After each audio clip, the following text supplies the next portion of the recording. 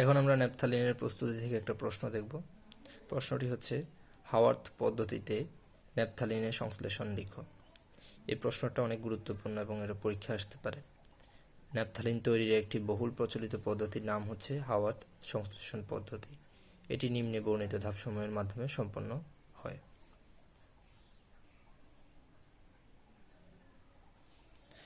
এখানে প্রথম ধাপটি হচ্ছে বেনজিন, যেটা হচ্ছে বেনজিন এবং সাকসিনিক অ্যানহাইড্রাইডের অনার্দ্র অ্যালুমিনিয়াম ক্লোরাইডের উপস্থিতিতে উত্তপ্ত করলে, তাহলে এখানে বেনজিন নিলাম এবং আমরা সাকসিনিক অ্যানহাইড্রাইডটা নিলাম, তার সাথে অনার্দ্র অ্যালুমিনিয়াম ক্লোরাইডটা প্রভাবক হিসেবে রাখলাম এবং উত্তপ্ত করলাম। করার পরে কী ধরনের যৌগটা উৎপন্ন হয় সেটা আমরা দেখব। এখন উত্তপ্ত করলে ফ্রিডেল ক্রাফট বিক্রিয়ার মাধ্যমে, তাহলে এই বিক্রিয়াটা হচ্ছে ফ্রিডেল ক্রাফট, ঠিক আছে।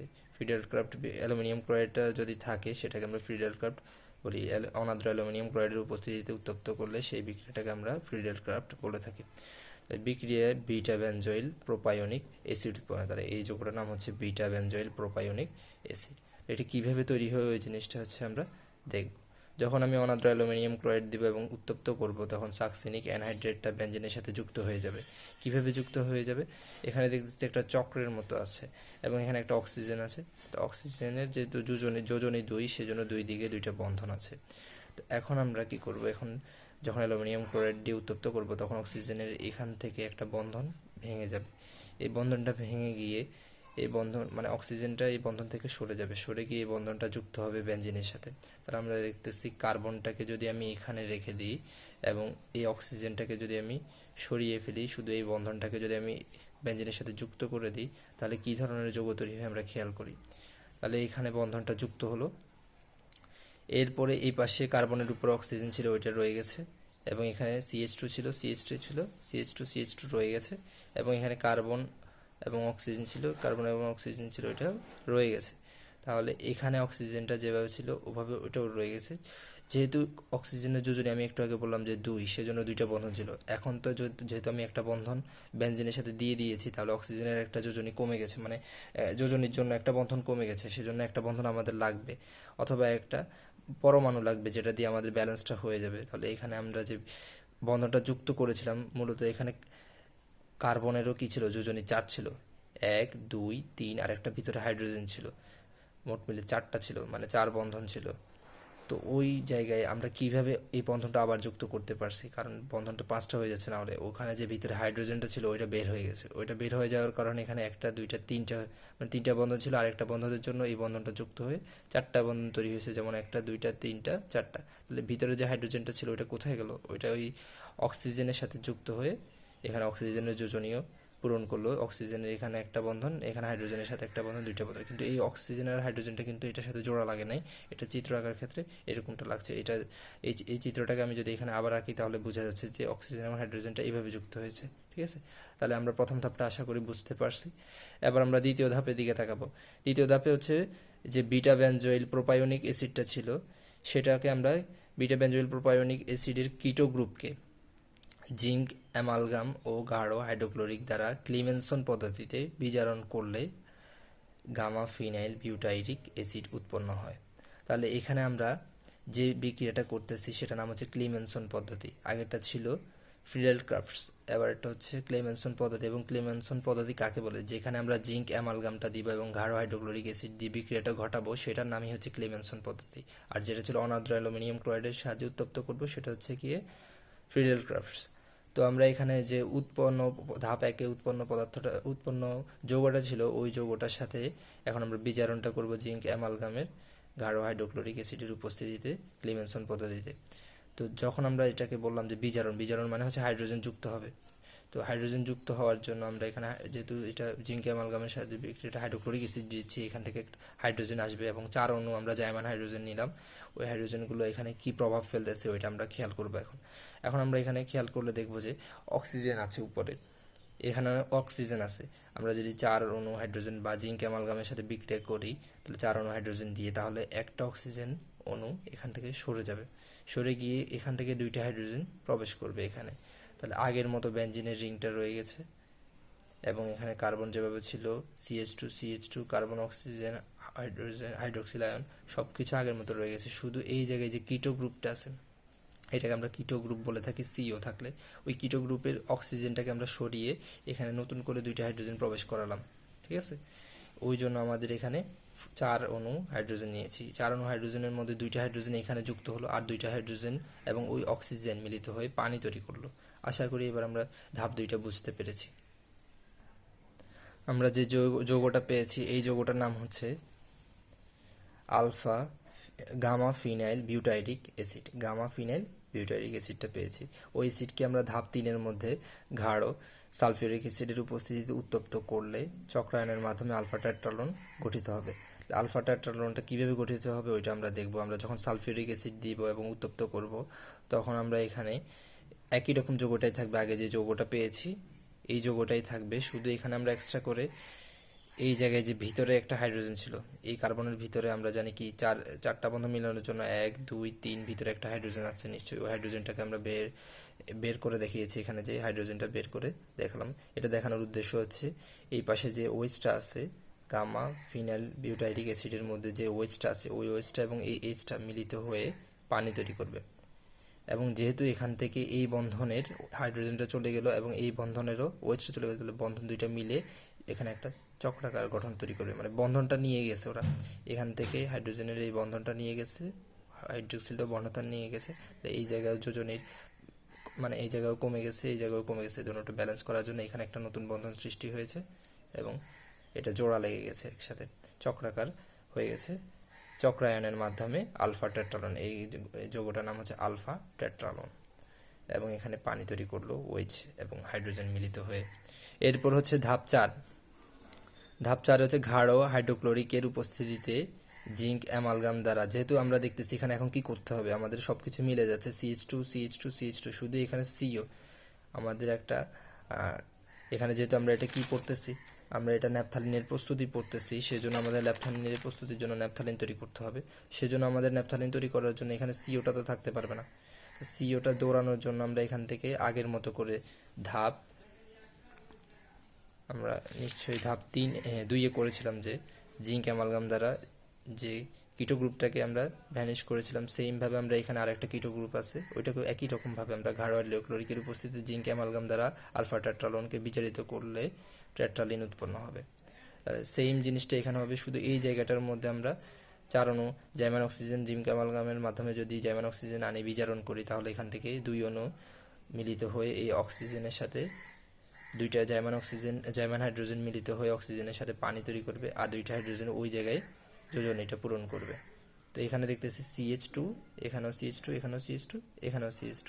তো তার মানে এটা একটা কি বেঞ্জিন চক্রের মতো গঠিত হচ্ছে, এবং বেঞ্জিন চক্রের মতো গঠিত হলো এখানে কোথাও দ্বিবন্ধন নেই। এখন আমাদের দ্বিবন্ধনটা ফিরিয়ে আনতে হবে, কারণ আমরা জানি যেহেতু ন্যাপথালিনের মধ্যে একটা বেঞ্জিন চক্র থাকে আর একটা চক্রের মধ্যে 2টা দ্বিবন্ধন থাকে, ওই জিনিসটা আমাদের আনতে হবে। ওইটা আনার জন্য আমরা এই যৌগটার নাম হচ্ছে, আগের যৌগটার নাম ছিল আলফা টেট্রালোন।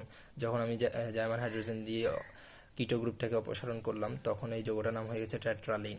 এখন এই টেট্রালিনকে আমরা সেলেনিয়াম বা প্যালাডিয়াম দ্বারা উত্তপ্ত করলে ডিহাইড্রোজেনেশনের মাধ্যমে ন্যাপথালিন উৎপন্ন হবে। তাহলে ডিহাইড্রোজেনেশন মানে হচ্ছে হাইড্রোজেনকে আমরা বের করব, এখান থেকে ভিতর থেকে আমরা হাইড্রোজেন বের করব, বের করলে আমাদের দ্বিবন্ধনগুলো আসবে। তো এটার জন্য আমরা ছোটোখাটো একটা নিয়ম মনে রাখবো।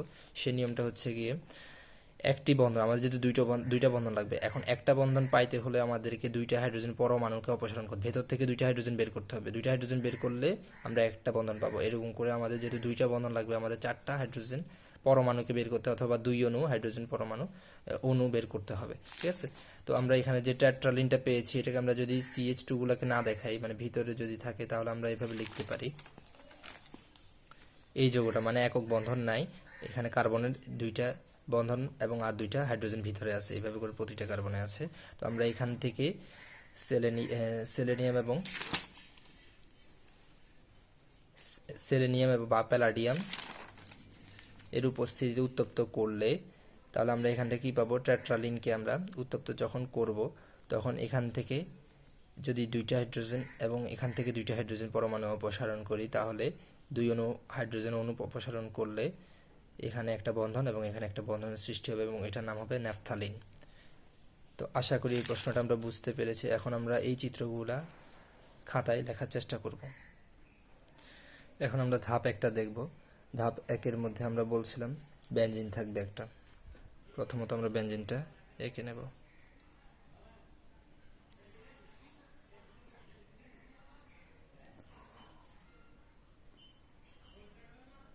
আমাদের বেনজিনটা আঁকলাম, তার পাশাপাশি থাকবে সাকসেনিক অ্যানহাইড্রেটটা। সাকসেনিক অ্যানহাইড্রেটের জন্য আমরা জানি এখানে একটা কার্বন থাকবে, একটা কার্বন, এই জায়গায় একটা কার্বন, এই কার্বনগুলোর সাথে থাকবে H2 এবং এই জায়গায় একটা কার্বন থাকবে। এই উপর নিচের কার্বনের মধ্যে থাকবে অক্সিজেন, মানে কিটো গ্রুপটা।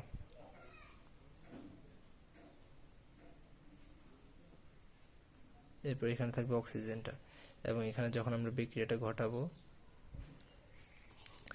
অ্যালুমিনিয়াম, অনাদ্র অ্যালুমিনিয়াম ক্লোরাইডের উপস্থিতিতে উত্তপ্ত করব, এবং এটাকে আমরা বলে থাকি ফিডেল-ক্রাফটস বিক্রিয়া। এই বিক্রিয়ার মাধ্যমে আমরা বলছিলাম যে এখানে বন্ধনটা ভেঙে যাবে। তাহলে আমরা এখানে যেহেতু বন্ধনটা ভেঙে যাবে, তাহলে কী ধরনের গঠন হয় সেটা আমি নিচে দেখাচ্ছি, কী ধরনের উৎপাদটা পাবো। তাহলে এইখানে আমরা যে উৎপাদটা পাবো সেটার জন্য আমাদের প্রথমত বেনজিন চক্রটা আঁকতে হবে। বেনজিন চক্রটা এঁকে ফেললাম, এবং এই জায়গায় আমাদের যে বন্ধনটা যুক্ত হবে সেটা হচ্ছে এই বন্ধনটা। এই বন্ধনটা এই জায়গায় এসে যুক্ত হবে। তখন এইখানে যে কার্বনটা ছিল ওই কার্বনটা এইভাবে থেকে যাবে, উপরের অক্সিজেনটা থেকে যাবে, এই পাশে হচ্ছে CH2, এখানে হচ্ছে গিয়ে CO, এবং এই যে সিওটা লিখলাম, এবং এই পাশে যে অক্সিজেনটা ছিল ওই অক্সিজেনটা, এবং এখানে যেহেতু ভিতরে হাইড্রোজেনটা ছিল ওটা বের হয়ে এটার সাথে যুক্ত হয়ে গেছে, এবং ভিতরে যে দ্বিবন্ধনগুলো ছিল ওগুলো যেমন ছিল তেমন রয়ে যাবে। তাহলে এখানে যে যৌগটা ছিল এটার নাম হচ্ছে বেনজিন, সাকসেনিক অ্যানহাইড্রেট।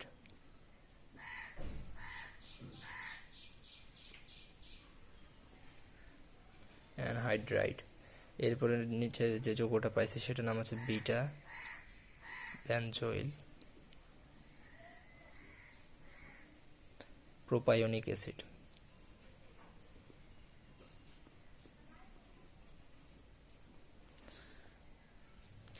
ধাপ 2 এবার আমরা বিটা বেনজোইল প্রোপাইওনিক অ্যাসিডকে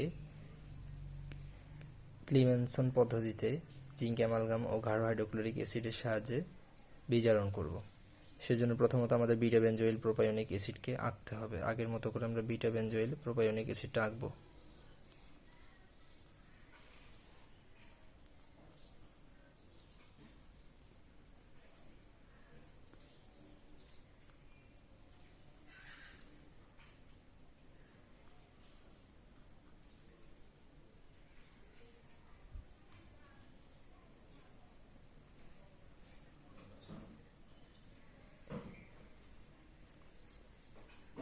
এখানে আমরা জিঙ্ক অ্যামালগাম এবং গাঢ় হাইড্রোক্লোরিক অ্যাসিড প্রভাবক হিসেবে কাজ করবে। এর প্রভাবকের কারণে 4টা জায়মান হাইড্রোজেন আসবে,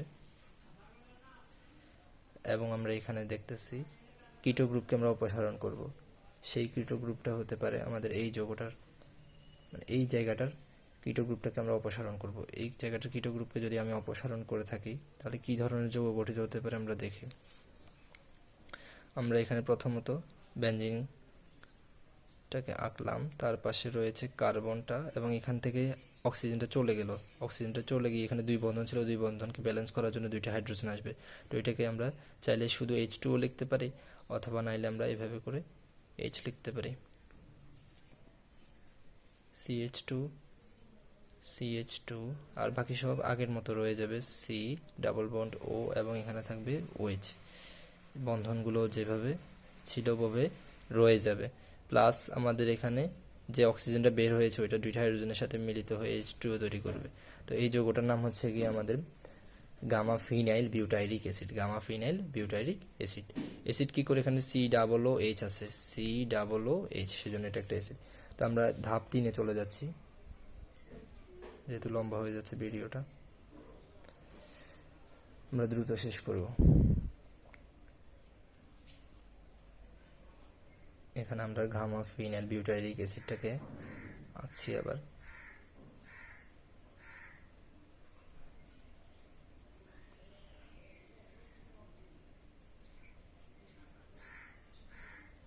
এখানে যে OH আছে ওই OH এর সাথে এখানে ভিতরে যে হাইড্রোজেনটা আছে ওইটাকে আমরা বের করে দেখালাম, এবং ভিতরে যে দ্বিবন্ধনগুলো ছিল ওগুলো এভাবে থাক। এইখানে যে হাইড্রোজেনটা আছে এটার সাথে এখন আমরা যখন বিক্রিয়াটা ঘটাবো আগে সালফিউরিক অ্যাসিডের সাহায্যে উত্তপ্ত করব। উত্তপ্ত করলে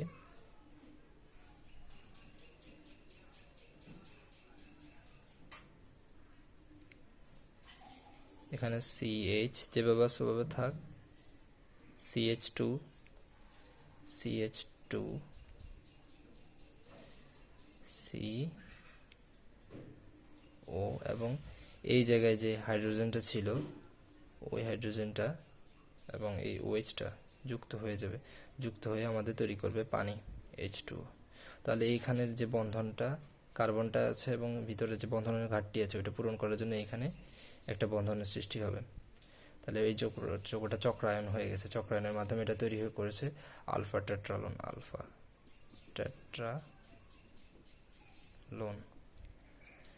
এরপর আমরা ধাপ 4-এ চলে যাব।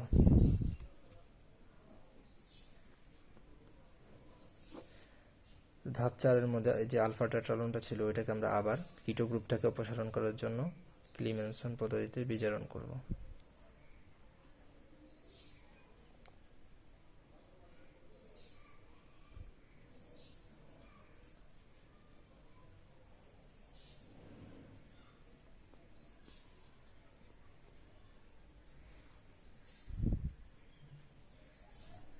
এই অক্সিজেনকে দৌড়ানোর জন্য আমরা 4টা জার্মান হাইড্রোজেন আসবে, এবং এটা হচ্ছে জিঙ্ক অ্যামালগামের উপস্থিতিতে, গাঢ় হাইড্রোক্লোরিকের উপস্থিতিতে উত্তপ্ত করলে আমরা এখান থেকে পাবো। আমরা সরাসরি যৌগটা লিখে ফেলতেছি, এই যৌগটা আমরা পাবো, সাথে হচ্ছে পানি উৎপন্ন হবে। কিভাবে পাবো? এখানে অক্সিজেনটা দুইটা অণু জার্মান হাইড্রোজেন মিলিত হয়ে পানি তৈরি করবে, এবং ওই দুইটা আর বাকি দুইটা হাইড্রোজেন এখানে যায় যুক্ত হবে। তো ভিতরে ওই হাইড্রোজেনগুলো রয়ে গেছে, ওগুলার আমি দেখালাম না, এবং এটা হচ্ছে টেট্রালিন। এই যে যৌগটার নাম হবে টেট্রালিন। এখন ধাপ 5, লাস্ট ধাপ আমাদের। এই ধাপ 5-এর মধ্যে আমাদের যে টেট্রালিনটা পেয়েছি ওটাকে আমরা ন্যাপথালিন যখন বানানোর চেষ্টা করব সেজন্য এখানে ন্যাপথালিনের মধ্যে আমরা জানি যে প্রথম রিংয়ের মধ্যে বেঞ্জিন রিংয়ের মতো 3টি দ্বিবন্ধন রয়েছে, এবং দ্বিতীয় রিংয়ের মধ্যে আমাদের 2টা দ্বিবন্ধন লাগবে। ওই 2টা দ্বিবন্ধন যেহেতু নাই, এর জন্য এই যৌগটার নাম ছিল টেট্রালিন। এখন 2টা দ্বিবন্ধন ফিরিয়ে আনতে হবে। আমাদের ফিরিয়ে আনার জন্য আমরা এখানে জার্মান হাইড্রোজেন আমরা বিজারণ করব। বিজারণ না, আমরা এখানে 2টা প্রভাবক, যে কোনো একটা প্রভাবক ইউজ করব, সেটা হচ্ছে সেলেনিয়াম বা প্যালাডিয়াম। এই 2টা প্রভাবকের যে কোনো একটা ইউজ করব। একটা ইউজ করে উত্তপ্ত যখন করব তখন ভেতর থেকে আমরা হাইড্রোজেনটা বের করব। এখানে বিজারণ না, এখানে ভেতর থেকে হাইড্রোজেনটা বের করব। এটাকে বলে ডিহাইড্রোজেনেশন। ভেতর থেকে যখন ডিহাইড্রোজেনেশনের মাধ্যমে হাইড্রোজেনগুলো বের করব, সেই জন্য এখানে আমাদের আগে থেকে বেঞ্জিন রিংটা যেহেতু আছে এটার মধ্যে কোনো সমস্যা নেই, এটা যেভাবে সেভাবে বসে যাবে। শুধু আমাদের এই রিংটার ভিতরে যে হাইড্রোজেনগুলো আছে ওখান থেকে আমরা এই জায়গা থেকে 2টা হাইড্রোজেন বের করব, মানে এই কার্বন থেকে মিলাই, এই কার্বন থেকে মিলিয়ে আমি যখন 2 অণু হাইড্রোজেন বের করে ফেলব তখন আমাদের ভিতরে একটা বন্ধন সৃষ্টি হবে, এখানে একটা বন্ধন সৃষ্টি হবে। আমরা জানি একটা বন্ধন আনতে হলে 2টা হাইড্রোজেন পরমাণু বের করতে হয়, মানে এক অণু হাইড্রোজেন অণু বের করতে হয়। সেমভাবে এখান থেকে বের হলো। তো এইভাবে করে আমাদের ন্যাপথালিনটা এবার আমাদের উৎপন্ন হয়ে গেছে। এইভাবেই এই পদ্ধতিটার নামই হচ্ছে হাওয়ার্থ পদ্ধতি। তো এইটা গুরুত্বপূর্ণ আছে, পরীক্ষা আসতে পারে। তো এটা আমি হাতে কলমে শিখিয়ে দিলাম।